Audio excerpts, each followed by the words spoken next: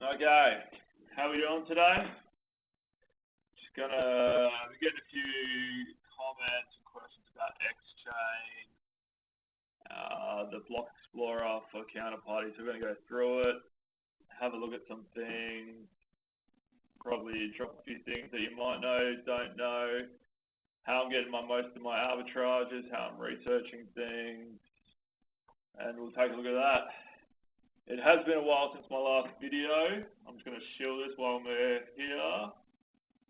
I have actually been working on an upcoming project with a couple of guys. It's called Xchain.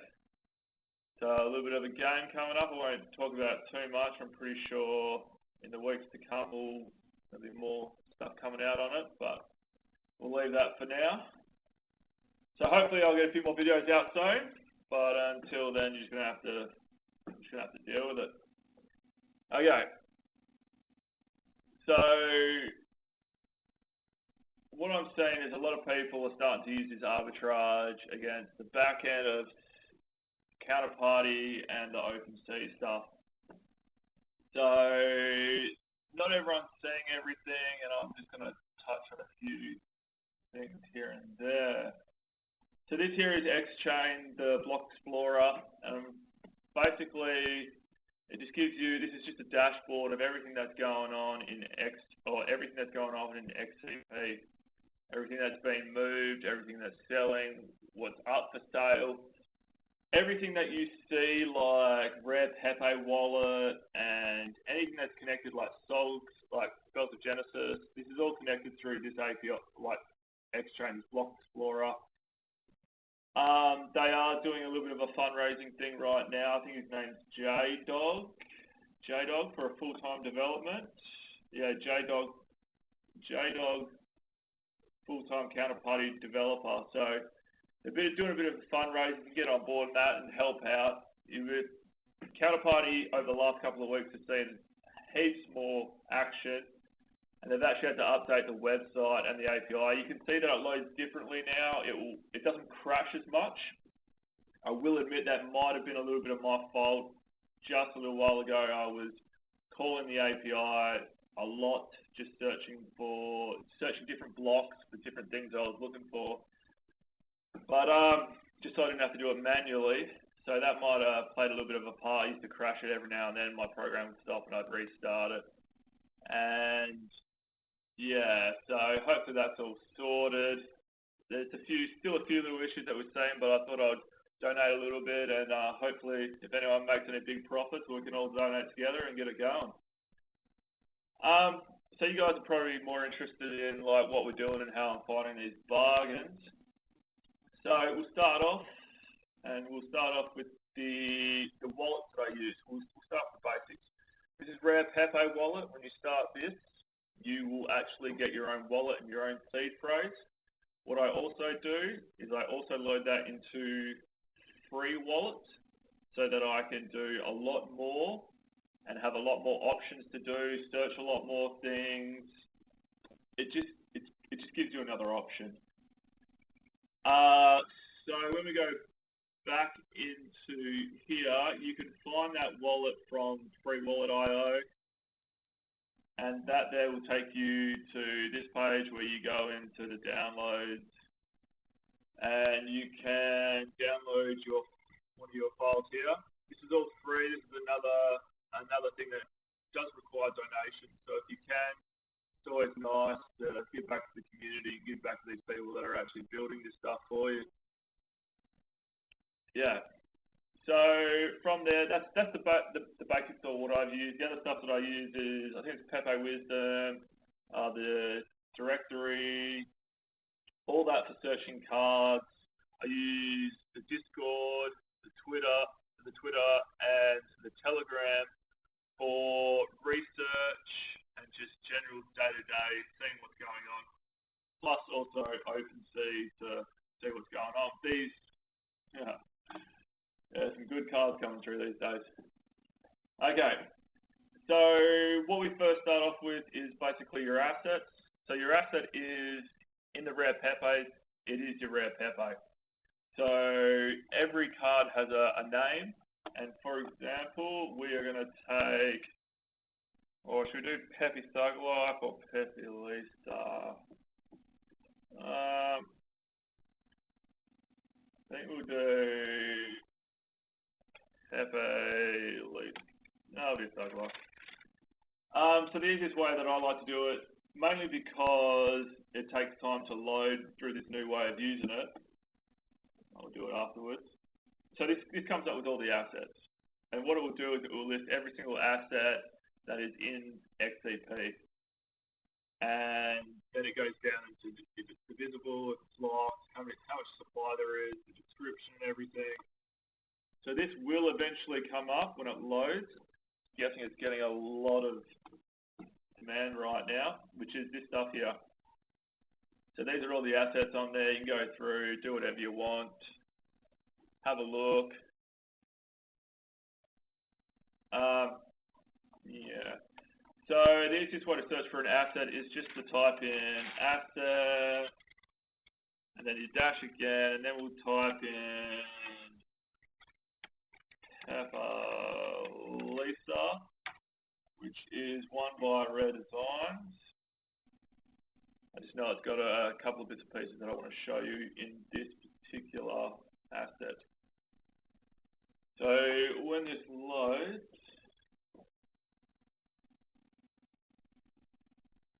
eventually,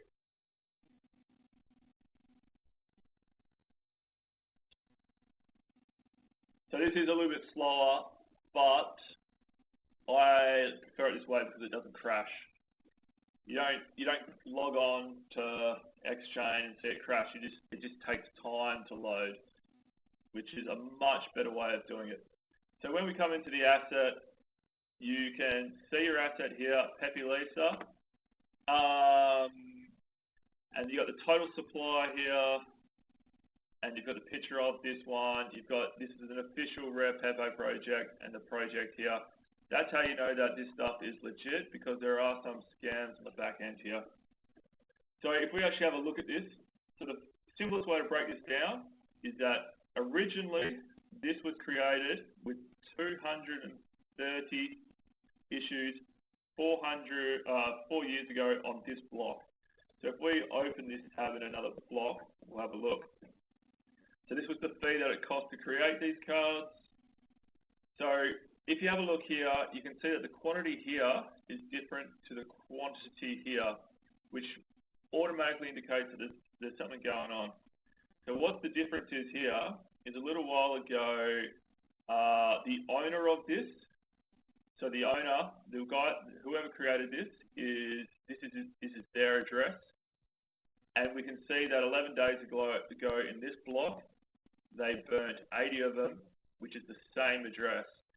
So the creator of this card burnt 80 of them 11 days ago. So that's why the total supply is less than the issuance. Okay, so you can go over here, you can have a look at the block. And you can see the issuance was when it was 4 years ago. And you got the date here, so you know exactly this one was done in 2018, early 2018. So if you're looking for the early ones, exactly when they're minted, all that kind of stuff, this is where you'll find it.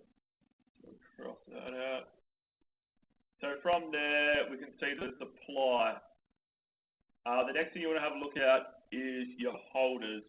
This one here, so we already know that the address owner is the creator, and this here is the top address holder. So the creator owns 8 of these still, which is 5% of the supply. All of these have totally different supplies. I'll go into further afterwards on how we have a look at these. But a lot of these ones coming up over here, down here, 111. A lot of these will be your emblem vaults, where people put them onto OpenSea. So there's still a couple of guys here, 5, 3, 2s. There's a few of them, not too many in this specific one. So that's the holders, and we'll go into how you view that afterwards. So we can see there's different types of sales on here. And I'll quickly go through them now, we'll have a look later. But you have dispensers, which is the card exchanged for Bitcoin. And you have to go into these and you open them in a new tab, and you can actually see if it's still open. You don't have the option to view if it's still open, if it's been closed. It doesn't have the filtering aspect to that. But I'm guessing one Bitcoin, that would roughly be open, just because I know what the market's sitting at these days. Again, you can see here that 16 days ago, the creator of this sold them at this price. And that was a while ago. So when this comes up, I'm guessing it will say that it's closed. When it comes up, probably watch this in twice the speed. Probably up. Okay, so this one is, so this is the actual dispenser, and it says, do not send funds to this dispenser. It means that the dispenser is empty. When you have a look over here, this is the asset that was sitting in there. This here is how many they're going to give you for every time you do it. This is how many was originally put in, and this is how many it's got left to give at this price. And as you can see, status is closed. So do not send money to this address, otherwise it will not come back. When you do this, the unconfirmed here will show you all of the issues here. Like if there's a transaction going through to this dispense, it will come through here. So what you do is, if this was open, you'd send it to the address. Oh, I'll show you afterwards because you get lost. I'll show you on this one. Oh, actually, that is sold for 1 Bitcoin, so that's interesting. I'll show you afterwards. So the other thing that you can have a look here is orders. Orders are basically an order book. So someone buying something, someone selling something. So this is what people are selling. So right now, 8 days ago, someone sold a Pepe Lisa for 1,500 XDP. If you were to go into this in Rarepepewallet, and you were to search for this, it would actually come up with, it hasn't come up, but that sell order would be here. So right now there's one for 10,000, which would be this one here. This is that sell order right there, 14 days ago. If we have a look at this one's got 10 at 1, which would be this 10 at 1. That order is still open. You should be able to have a look at this to see if it is still open. A lot of this stuff, I will admit that I was running an API. I was running off the API so I could find these things and just explore them a little bit further, trying to find bargains. But when this comes up, if it's the same one, it should say that it's still active. Come on. Yeah, so the status is open, still active. That's where you can buy it. There should be some other ones here. Let's have a look. Let's have a look at this one. This one should technically be closed, cancelled, or filled. So someone can cancel the order, they can fill the order, they can expire. So what happens is you might say, I want it done in 100 blocks. Not too sure about the time frame on 100 blocks, but you can indicate it's basically like, I'll let someone buy this for the next 2 weeks, and if no one wants it, then it's gone. Well, this here is filled, so someone bought these at the 888. Oh, sold them. No, okay then. So they're their orders. Selling. So if you want to buy a Pepe Lisa, it's on this side. Send. You can see where they've been going, how many times they've been going around in the last couple of weeks, or whatever you want to see. any unconfirmed transactions on this asset. And that is that one. So this here is the basic asset information. Gives you all your information that you need to know. The visible here, this here indicates if it can be fractionalized. The Pepe hack, Pepe, is able to be divisible, fractionalized, which is probably, I'm finding personally that it's a bad trait in a card because you end up having the people that have a whole card in sales sit there, and it's all the way down the list because you might have a 2 Ethereum worth card, but there's someone that's got a fraction like 0.0001 of a card that's selling for 0.009. It just doesn't sit well with the new people coming into the community. Like people that really look into it understand it, but if you're trying to do a flip on an arbitrage, I wouldn't be touching anything that can be fractionalized. So there's a couple other things here. You can place bets, which I haven't actually done. You can have a look at individual blocks, which I use sometimes for analyzing what's been sold and where it's been sold and why it's been sold. Broadcast, which is basically if you want to put a message to the blockchain. I did one the other day, just testing it out, seeing what it's all about. I put in Pepes and SoG looks rare, just for a laugh. I thought it was funny. So this here you can see a whole bunch of stuff. People are trying to say they want to buy some XCP at this much. Just letting everyone know sort of what's happening. From there, we've got burns. So burns and destruction work very closely. So you have a destruction which destroys the card and actually reduces supply, where a burn basically sends it to an address that cannot be touched. So with the Rarepepes, there are two main addresses for a burn, and it is a burn address and I think it's Lord Keck, which they used to like offer cards and sacrifice cards to them. So this is the burns from years ago. Can we have a look at the recent burns?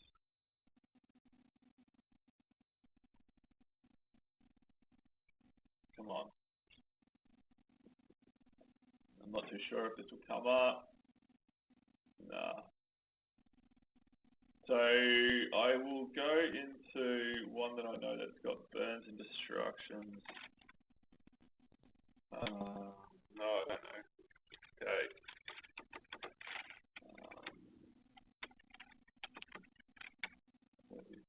Let's have a look. Sure, one of these has got something on them. Okay, so if you go into destructions here, yeah, so this one's got 100 was destroyed or 101 were destroyed 2 months ago, which affects this number, but where the holders, let's have one more look. Who burnt cards? Burnt cards. So let's have a quick look.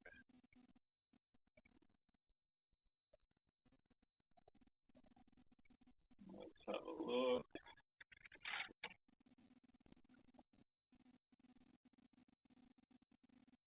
I only know that this one's got burnt cards because I burnt them testing them. So this one, if you have a look at this one's got 7 destroyed 8 days ago. And then the holders, no, I destroyed them, didn't I? Okay, maybe we'll cut this bit out because this is embarrassing. But the burns here are actually destroyed by the looks of it. Actually, fuck.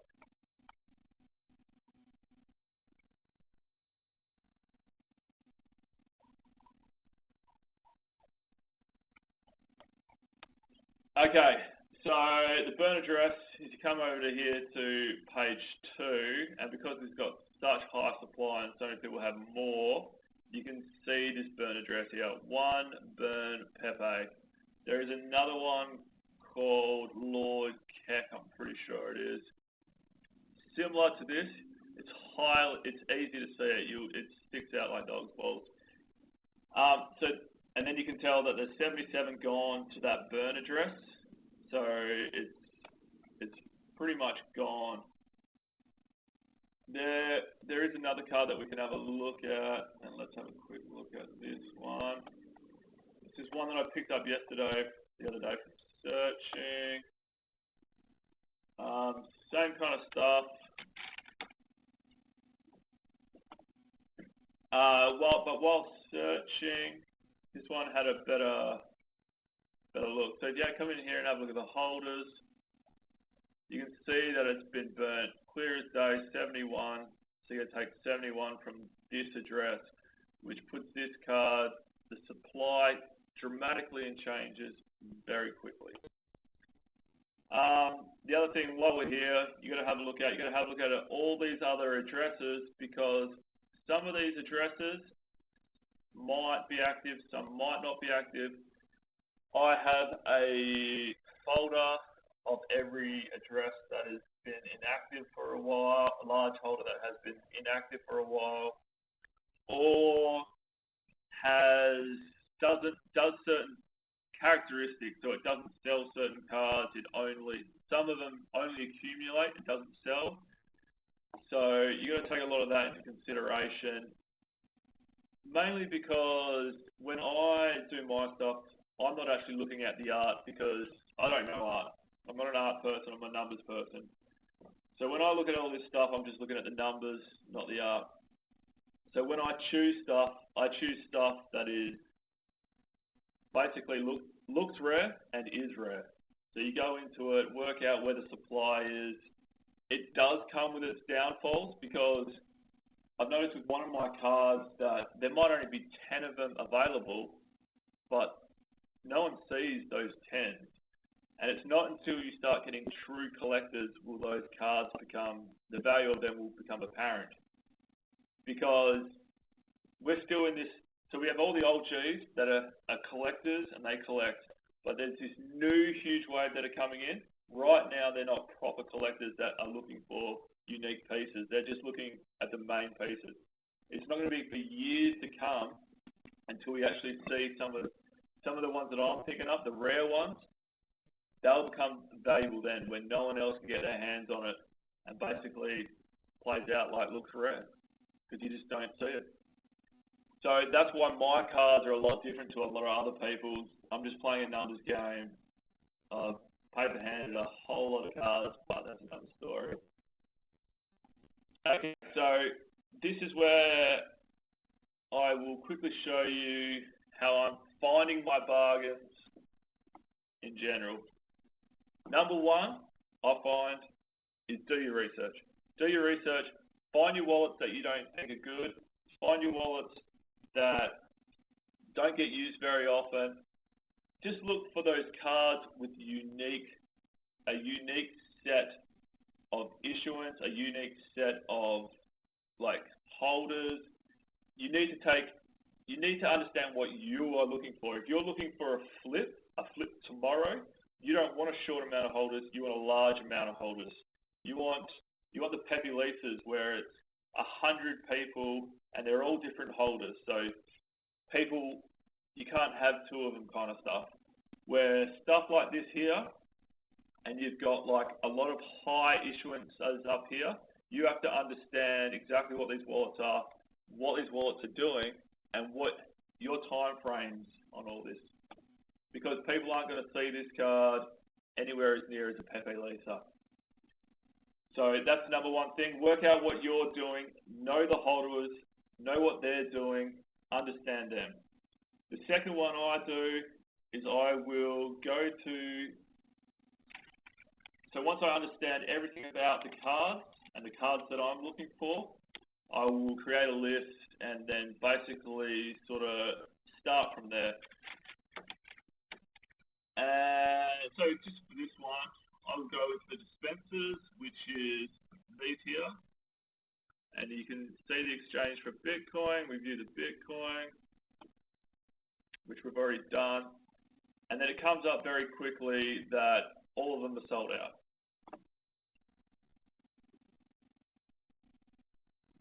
So when it does come up, sold out, you go to orders, and there won't be very many orders as well.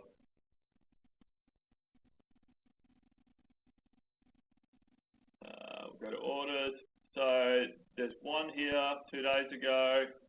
There's one here 2 days ago. One here 2 days ago. 6 days ago. Month. A lot of these will be expired. It's just lots of orders for them. So people want them, can't get them at this price. So this is where it starts getting a bit tricky, and you have to know your stuff, and you have to watch this. You have to watch this, but in an easy way. So I've got a whole list of cards that I know, and I will start with the dispensers, or I'll keep watching the dispensers, which is this page.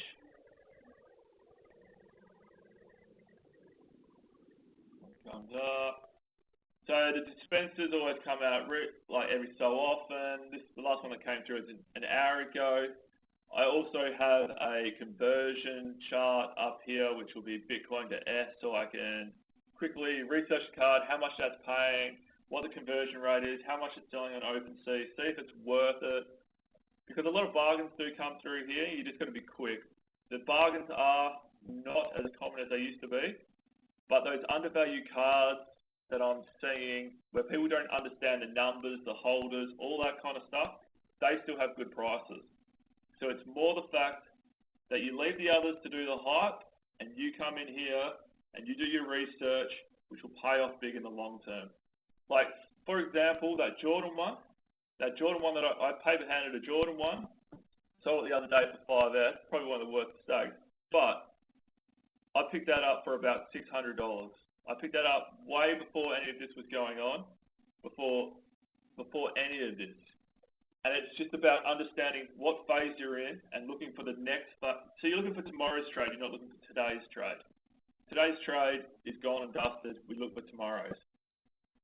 If we come in here, you need to understand what each of these cards are, how much they are selling for here quickly, so that you can pick up the bargains like this, because there'll be 10 other people doing this at the same time I'm doing it. You have to know your shit and get it done. And you have to do it quickly. So when you do this stuff, I'm using dispensers in here, and when you pick it up, I will be, if it works, sometimes it doesn't like me. Let's have a look. Okay, well, you go in here anyway. When it does work, go in there, and when you make your transaction, you set your transaction like 3 times higher, so it gets in that top block, and you are the top person doing it, because this is what they're doing. They're not setting their fees low and waiting half an hour. They're putting their transaction first so that they get in first. It's like your gas wars in Ethereum. You're doing the exact same thing. You want yours in the top block. You want to get there first. You don't want someone else to come in and snipe your cards, because if you and someone else do this at the exact same time, whoever loses, their money still goes through to that address, and it's a mission to get it back. You have to search down who owned the dispenser, and then try and get it back. So send it hard, send it fast, get your card quick, and just don't send. Just try and get in quick, please. Otherwise, you see it in the Discord. People are asking who owns this address, who sold this, so that they can get their money back. And if we're talking Bitcoin, you have a look at some of these prices. 0.37 Bitcoin. If you send 0.37 Bitcoin away and you get no card, there's going to be tears. Okay, so this is the first thing we're watching. Constantly refreshing and having Bitcoin. If this is the stage you're in, having Bitcoin and XCP ready to go. I'm past this I'm past this stage. I'm not doing any of this anymore. The arbitrages aren't big enough for me to not waste my time, but I'm not worrying about this anymore. So I'll be watching dispensers, and the other thing I'll be watching for is orders. So the good thing about dispensers is it doesn't come through to the Rarepepewallet. So people that aren't familiar with dispensers don't understand it. It's going to take them time. So that's why there's still a little bit of arbitrage on there.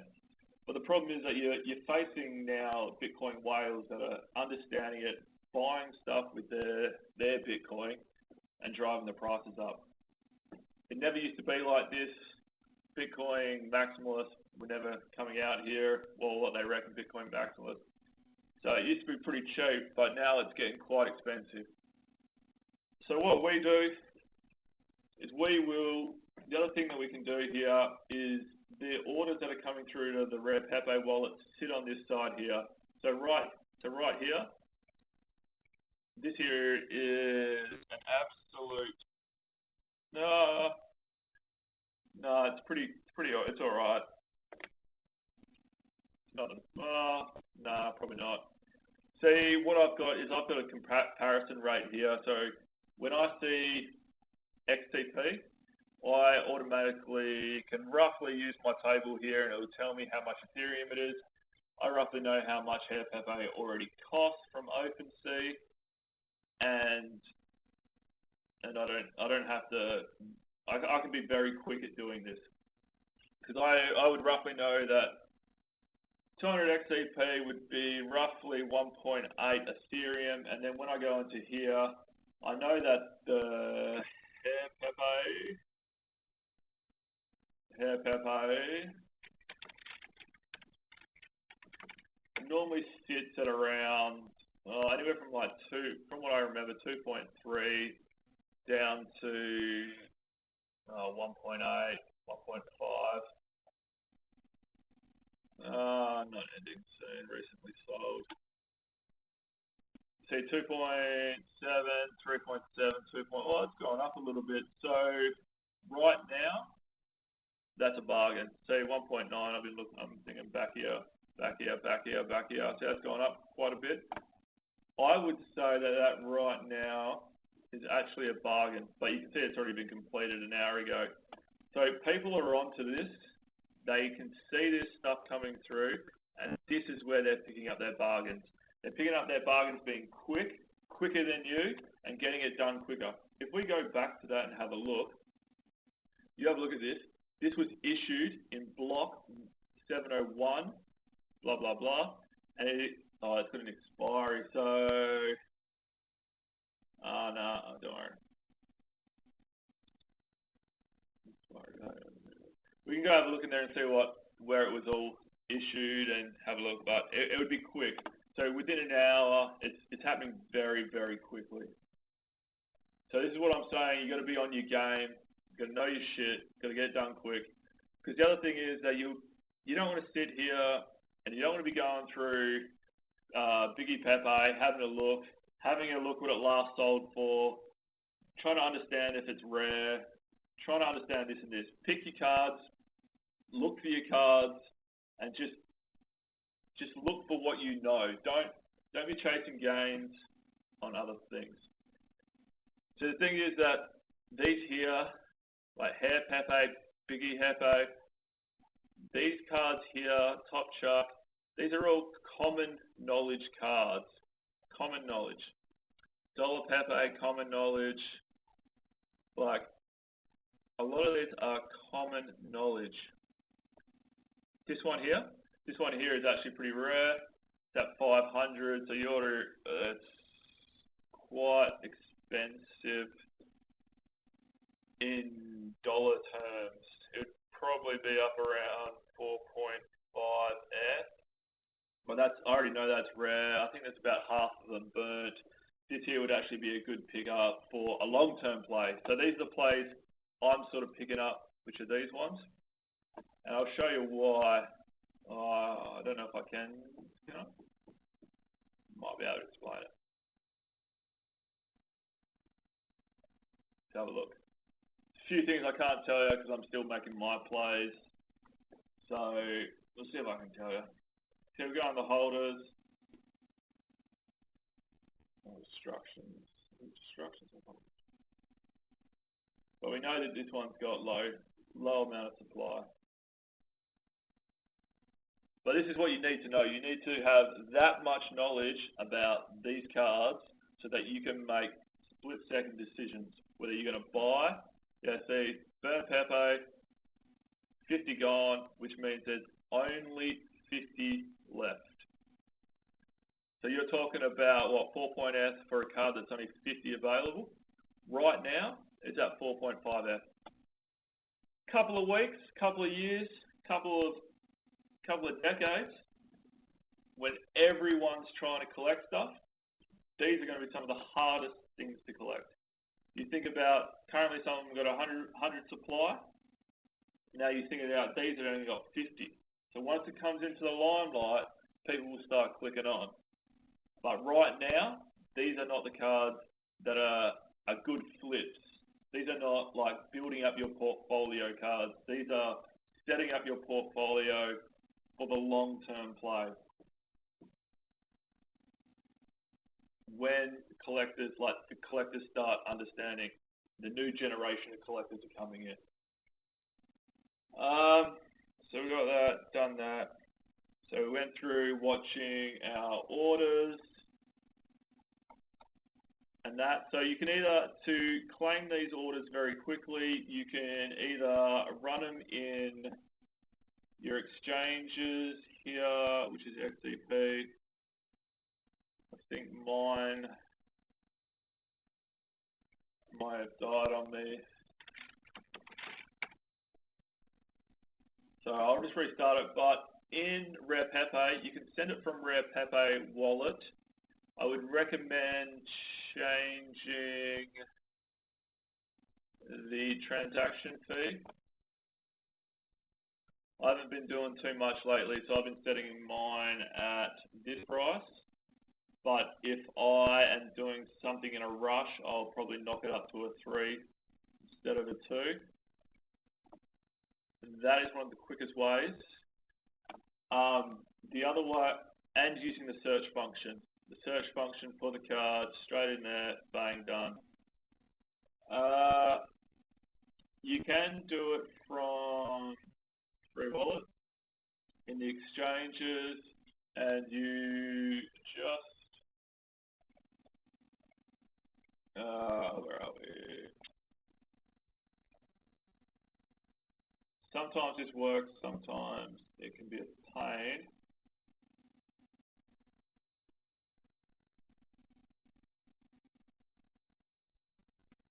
No, it's not being my friend today.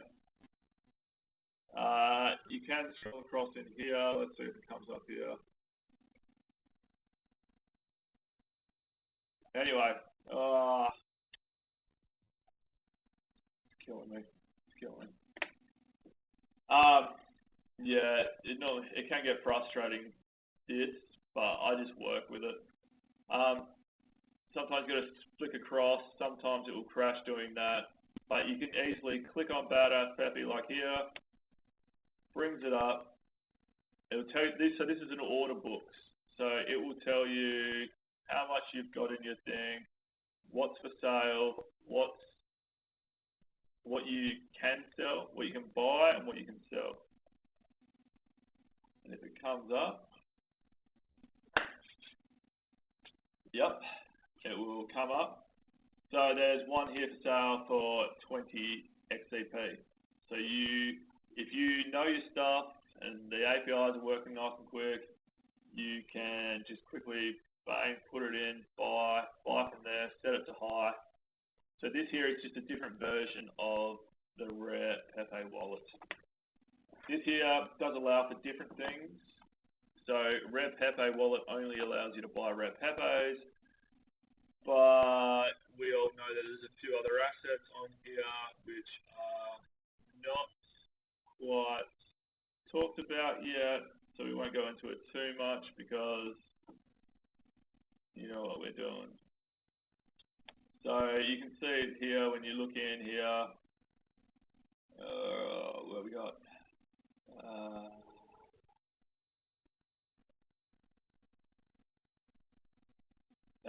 So you can click on these things, which are SoG assets, which is the easiest way that I'm finding to get SoG assets in XCP. Not quite everyone knows this yet, so it's another one to do your research on. The issue with SoG assets, so there is a lot, and you really have to know your shit on this one, because if you don't, you're going to get stuck with cards that nobody wants. And for 1,000 XCP, this is a nice card, but for 1,000 XCP, which is what? Oh, that's a lot of money. So it's like that. Yeah. Okay, so we've done that. Basically, the best thing that you can do is know your cards, watch the orders, watch what's going on, have a look at this.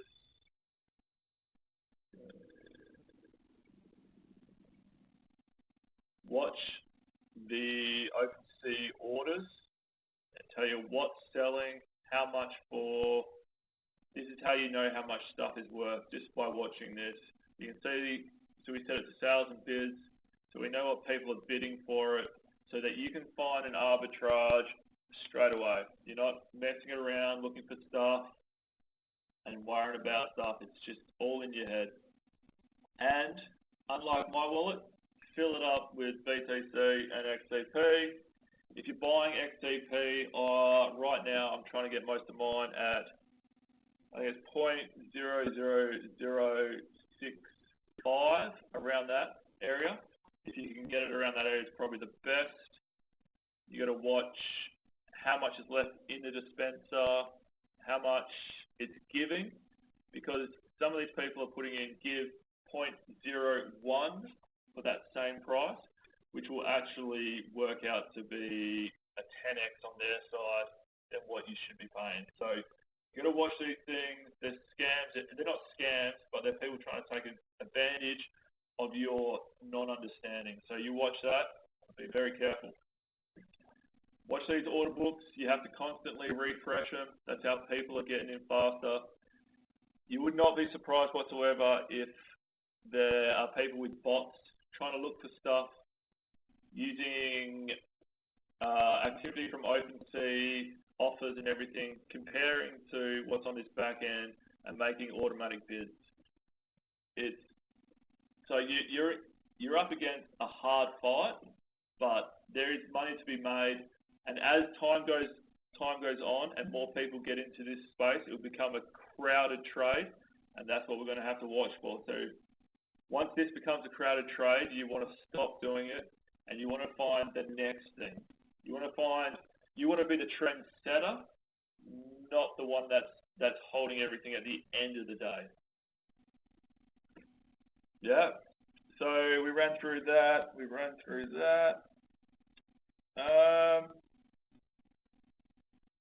I think that's pretty much it for most of it. The other things that I've got is we've got a couple of things coming through about emblem vault at the moment. Some people are having problems cracking vaults.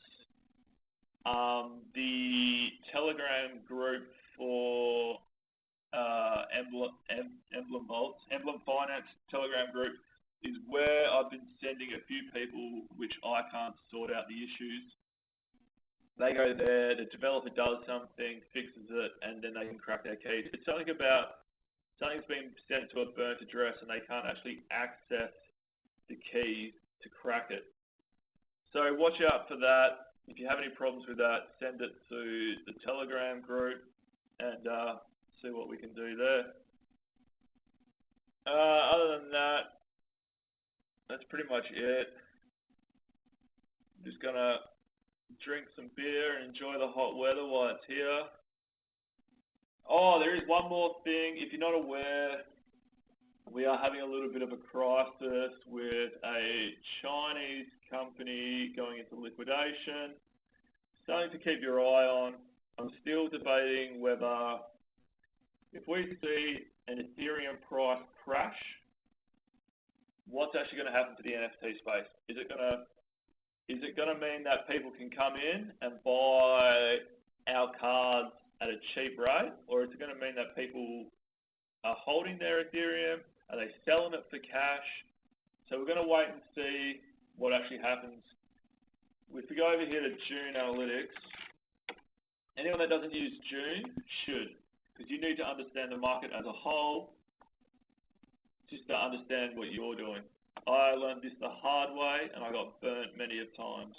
So this here is where you can see the daily volume in Ethereum. Before we do that, I want to show you something quickly. For people that keep putting on Polygon, their cards on Polygon, this is what I show them. I show them that, look, this is $1 million worth of sales per day. This is $2 million worth of sales per day. So this is where your range is for Matic versus Ethereum. So Matic's doing 2 to 1, where Ethereum is up here, and it's sitting just on, lately it's just been sitting under 100.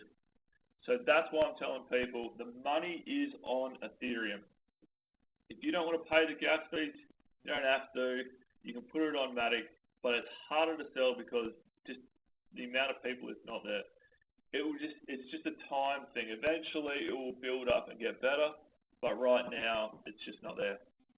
So getting back to what we were saying is that you need to understand what part of the cycle we're in, where the cycle's heading.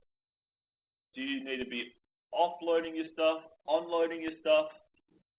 Because it's all cycles. It's all cycles, and what will eventually happen is that you're either going to be left with a whole bunch of Ethereum or a whole bunch of JPEGs if you're flipping NFTs.